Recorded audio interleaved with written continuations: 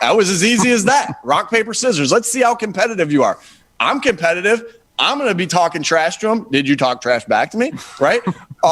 Jeopardy. There's different ways to do it.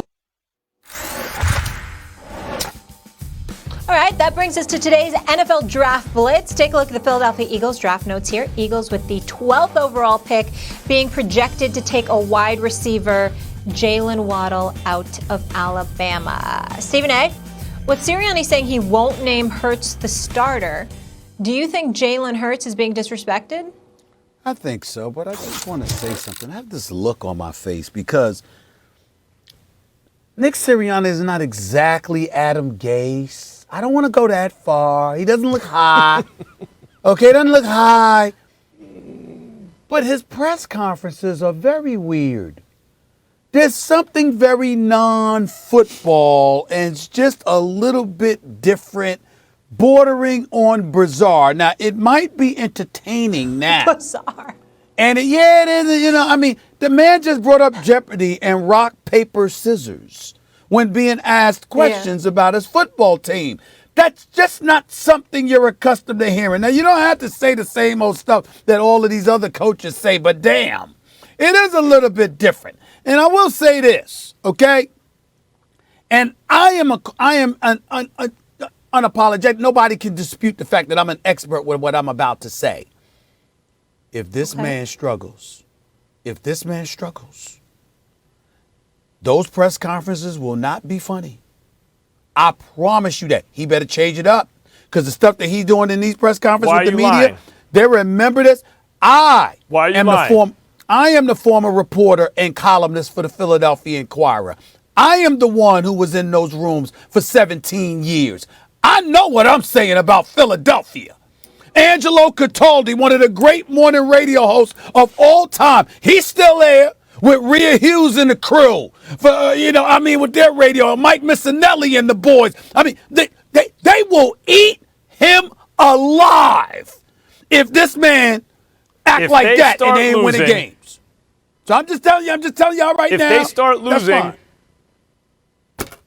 If they start losing, those press conferences are going to be hilarious. As you would say, why are you lying to the American people? And the number one guy who's going to make them hilarious is you. I'm going to get to watch you imitate Coach like every day if they start losing. They're going to be hilarious, those press conferences. What are you talking about? They're not going to be funny. They won't be funny for him. They'll be funny for the rest of us. Rock, paper, scissors. How about watching tape? Tape don't lie. You want to know how competitive someone is? Jalen Hurts is not being disrespected here. Look, he's a promising young quarterback. He is. You saw it in the Arizona game. Even in a loss, there were flashes where you go, that kid can play, right? And he's going up against Kyler Murray and another really good young quarterback, and you go, that he belongs. But there was enough inconsistency to still have questions, right? I wouldn't say there's a slam dunk. Oh, he's for sure going to be a great quarterback in the NFL, but I wouldn't rule it out either that he's going to be a very good quarterback. So I wouldn't say he's being disrespected. And Stephen A., one of the issues is the team responded very well to Jalen Hurts. But the fact of the matter is the team responded to almost every quarterback that wasn't Carson Wentz very well. And even at times, Carson Wentz they responded to well. I just look at Wentz when he was there. Whenever they had another quarterback in, the team came to life. Nick Foles, the team came to life. They won the Super Bowl, although they were very good with Carson Wentz. The next year, they were dead, flat. Nick Foles, they came to life again. I even think about Josh McCown when he came in the playoff game. They didn't lose to Seattle any worse than they lost in the regular season with Wentz under center. McCown was on one good leg, and he was 40 years old. So, I think it is question. The team responded well to Hurts, but how much of that is just he wasn't Carson Wentz? So there's reasons to have hope, and there's also reasons to maybe want to hedge your bets. Putting him in a competition is disrespectful to Jalen Hurts. I would say to you it's disrespectful when the backup is Joe Flacco. I say that. Excuse me, I'm in a competition with Joe Flacco. At this stage of point in his career, this ain't 2012. Didn't he win a Super Bowl? Yeah, I said this ain't 2012. I'm in a competition with Joe Flacco. Hell yeah, it's disrespectful. You traded away Carson Wentz, okay? You traded away Carson Wentz in part because you have me. You brought in this new coach that we don't know whether he's Gason or not. We have no clue. We assume he's not, but we don't know. You got Jalen Reagor as a wide receiver, okay? You got Fulgham as another dude. You're talking about drafting Jalen Waddle, all right, out of Alabama. I'm like, Joe Flacco's my backup, and you can't even say coming into training camp, it's my job unless I lose it. We all know you got to keep the job, Max, but you can't sit up there and say definitively to open training camp, this is our starting quarterback for now?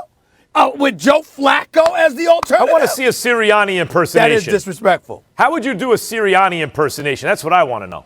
I'm not. I haven't give us a mastered preview? that yet. I haven't mastered that yet. He doesn't have enough film yet. I haven't mastered Yeah, that he's yet, got but to I study just the got to tape. tell you. Real Get a little more thespians tape on it. put in the work. It ain't Can't make him just do it on the spot like that. But it's very Gase-like. Okay, settle down, Tiger. Settle I'm down. not Gase feeling light. it. Over the last 4 games, Jalen Hurts had a QBR and completion percentage 23rd in the league amongst quarterbacks. Guys, let's go to the Patriots, shall we? Continuing with our NFL draft blitz, we move on to New England. The Pats hold the number 15 pick in this year's draft. Right now are projected to take quarterback Mac Jones, 7th overall, after a trade with the Lions. In all of Bill Belichick's tenure as head coach, the team has never addressed the quarterback position in the first round. Obviously, we know why. Elephant in the room. Max's favorite quarterback. Max, do you think drafting a quarterback should be a priority? Priority number 1, that is, for Bill Belichick. No, I don't.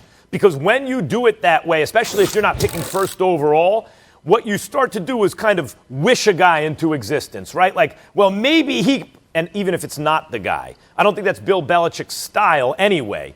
But if there was a quarterback that he loved, if he loves Trey Lance or Mac Jones and they slip enough where he can make a little move up and grab him, he already said, theoretically, he would do something like that. But you don't do it just because quarterback needs to be a priority, and I'll tell you why. I think people are sleeping, snoring on Cam Newton.